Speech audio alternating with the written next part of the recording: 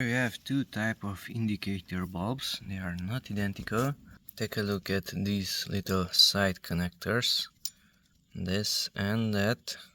Those two are below the center line.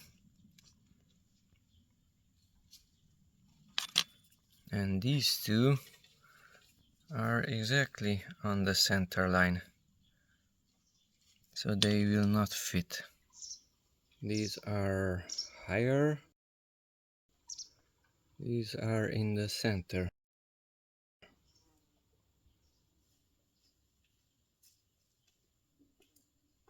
12 volts, 21 watts.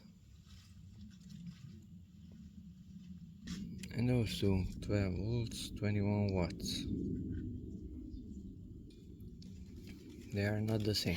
The Renault Espace IV requires the light bulb, which has those pins not in the center, but lower.